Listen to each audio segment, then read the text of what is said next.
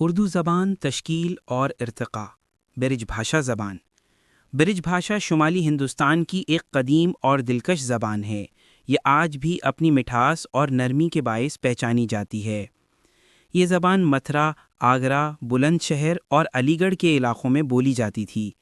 اردو زبان کے ارتقاء میں برج بھاشا نے نہایت اہم کردار ادا کیا۔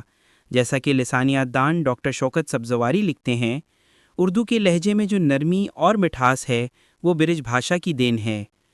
یہ اقتباس اس بات کو ظاہر کرتا ہے کہ برج بھاشا نے اردو کے ذائقے اور آہنگ کو گہرا اثر دیا۔ تاریخی پس منظر۔ برج بھاشا کا آغاز تقریباً 12ویں صدی میں ہوا۔ یہ شورسینی پراکرت سے نکلی اور رفتہ رفتہ شمالی ہند کی عام بول چال بن گئی۔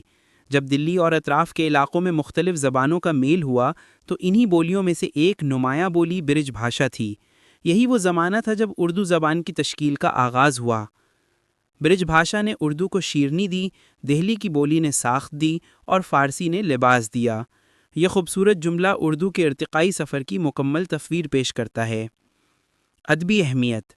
برج بھاشا صرف بول چال کی زبان نہ تھی بلکہ ادب اور شاعری کی زبان بھی تھی۔ مشہور ہندی شعراء جیسے سورداس، میرا بائی اور کبیر داس نے اسی زبان میں اپنا کلام لکھا۔ ان کے اشعار میں عشق الہی، انسان دوستی اور روحانیت جھلکتی ہے۔ سوری کی بانی میں پریم رس ہے جو ہر دل میں اترتا ہے۔ یہ اقتباس اس بات کو ظاہر کرتا ہے کہ برج بھاشا کا رنگ مذہبی، روحانی اور جذباتی تھا۔ اس نے اردو ادب کے مزاج میں بھی یہی نرمی اور گہرائی منتقل کی۔ اردو پر اثر۔ اردو زبان کے ابتدائی دور میں برج بھاشا کا اثر بہت گہرا تھا۔ اردو کے ابتدائی شعراء جیسے امیر خسرو، ولی دکنی اور میر تقی میر کے کلام میں برج بھاشا کے الفاظ، محاورے اور لہجے موجود ہیں۔ اردو نے برج بھاشا کے حسن کو اپنایا اور فارسی کے وقار سے آراستہ ہوئی۔ یہ بات درست ہے کہ اگر برج بھاشا نہ ہوتی تو اردو کا لہجہ اتنا نرم اور دلکش نہ ہوتا۔ لسانی خصوصیات۔ برج بھاشا کی زبان میں نرمی، روانی اور جذبات کی شدت پائی جاتی ہے۔ اس میں ایسے الفاظ ہیں جو سیدھے دل میں اتر جاتے ہیں۔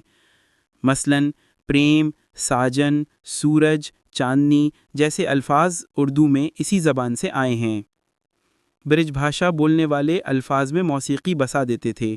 یہ جملہ اس زبان کے صوتی حسن کو ظاہر کرتا ہے، جیسے الفاظ گنگنا رہے ہوں۔ تہذیبی پہلو۔ برج بھاشا صرف زبان نہیں بلکہ تہذیب و کلچر کا مظہر تھی۔ اس میں پیار، عاجزی، بھولاپن اور روحانیت شامل ہے۔ یہی اوصاف بعد میں اردو تہذیب کا حصہ بنے۔ برج بھاشا نے اردو کو محبت سکھائی اور اردو نے دنیا کو محبت سکھائی۔